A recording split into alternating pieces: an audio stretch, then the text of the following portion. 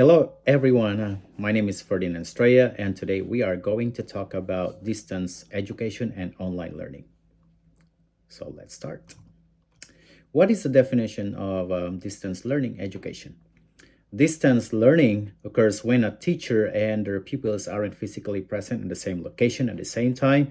Additionally, distance education was made possible by high schools and universities offering corresponding courses.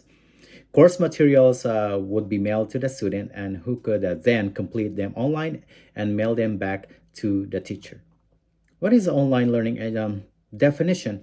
Conversely, online learning occurs when academic materials are accessed and utilized over the internet by both instructors and students. Teachers may assign students to use online learning resources in a class or at home, and the students can use internet technologies alongside with their teachers and classmates. In a blended classroom, students and teachers use a variety of methods, including online materials.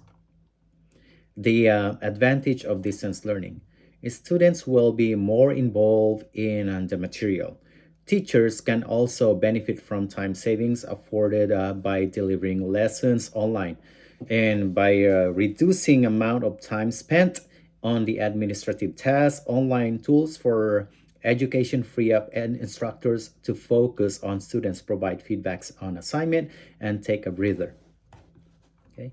And another thing is availability at any place and at any times. Distance learning allows students the flexibility to complete their coursework from any location with access to a computer and to the internet. And most students who take the class online do so while maintaining employment or other classworks. The flexibility of distance learning make it possible for even the busiest students to further their education. And there is no transportation required. That is the one of the advantage. By not having to worry about the gas money or finding a ride to class, students can take online courses on that can save both time and money.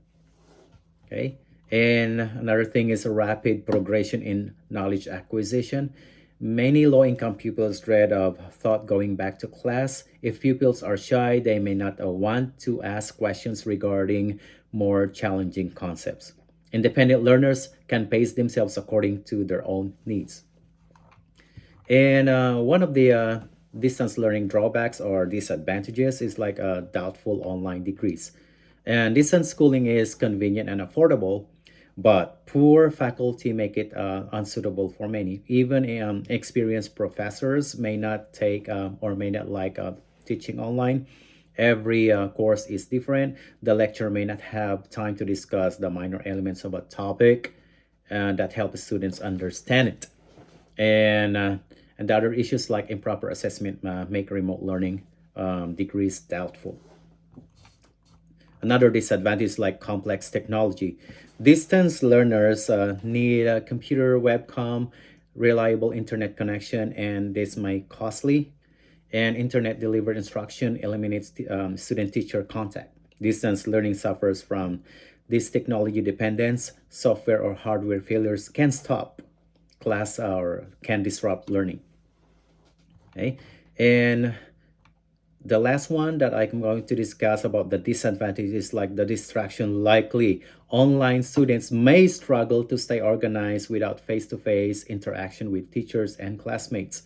Um, this is the most struggling part in the online learning, that the students are distracted at home and with many things to accomplish, like example is babysitting, okay, household chores, and extra technological device distraction.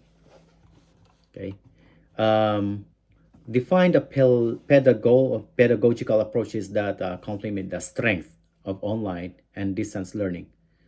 And these are the choices that I have made about like the pedagogical approach, or what you call the theory of learning that can be applied to distance learning. Because of cognitive theories promoted the concept that the mind plays a vital part in the learning process. Cognitive is one of the best aids in the online learning. To this end, they focus specifically on the interval between when a pupil is first exposed to a stimulus and when it begins to respond it. Okay, and one more thing is like behaviorism. Okay, um, in the both classroom and workplace, since behaviorism promotes the research and evaluation of various learning purposes or processes, which will result in learning taxonomies, behaviorism will also be utilized. Like learning behaviors were consistently dissected and characterized by behaviorists.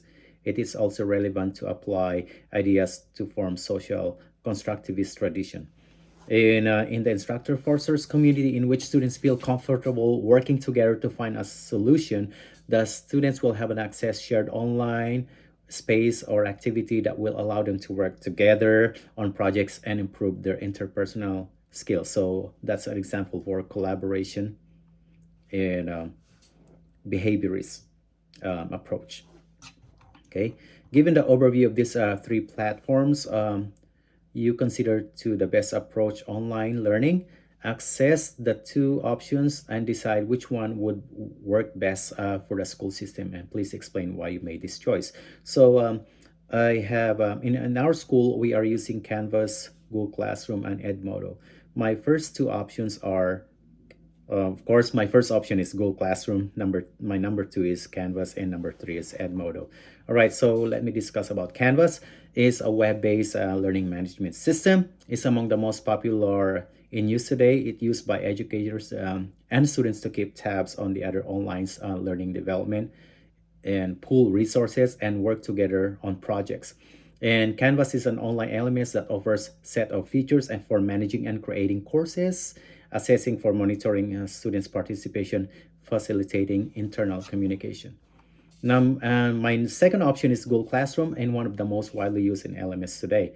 It was a lifesaver for me during pandemic, before, during, and after pandemic. Using Google Classroom can improve assignment management, group work, communication. May take Google Classroom from anywhere, just a web browser or mobile app. And my third option is Edmodo.